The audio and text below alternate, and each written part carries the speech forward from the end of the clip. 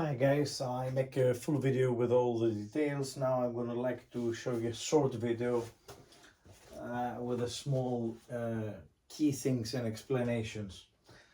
Here we have an unvented hot water cylinder diagram, and let's start quickly to dive in. First of all, we have the mains water feed in, go through the combi valve, which is, if we analyze the combi valve, and actually the combi valve includes the expansion valve as well.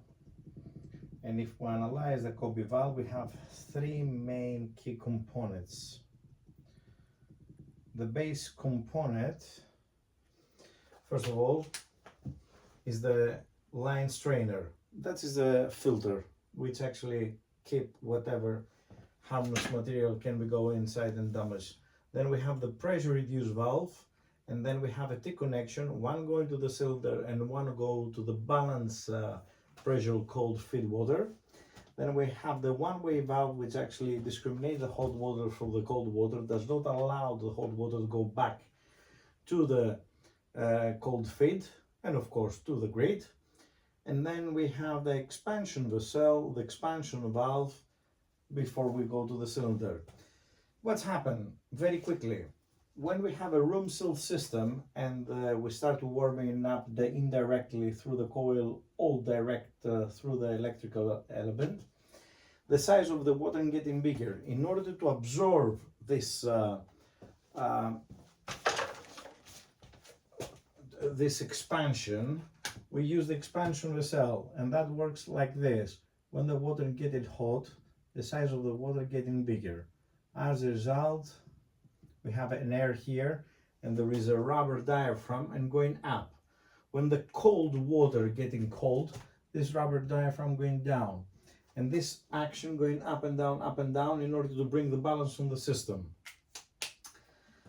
And if something is going wrong, and for example this expansion vessel is damaged, then any excess of the water goes straight away to the expansion valve. This is set up on 6 bar. That means this cylinder is supposed to work on the working pressure of 3 bar, but has some tolerance. But if exceed the tolerance, the 6 bar, then straight away the pressure going through the tandish to the air, to the soil pipe, wherever.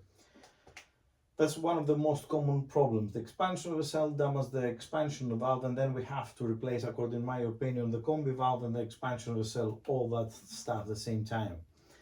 Also, sometimes, very rare, we have another safety valve, which is the combined temperature pressure relief valve.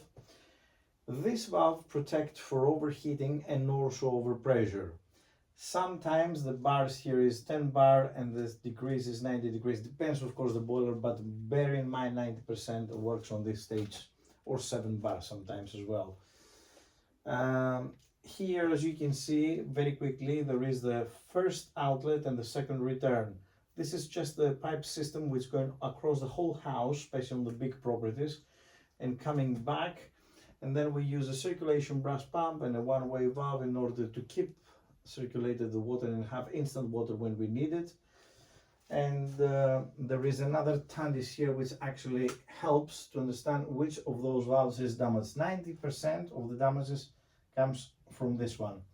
And the best protocol for me is to replace both combi valve and expansion vessel.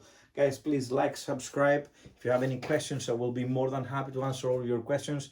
If you want to make another video, please let me know, and I promise you I will do that for you. Have a great evening.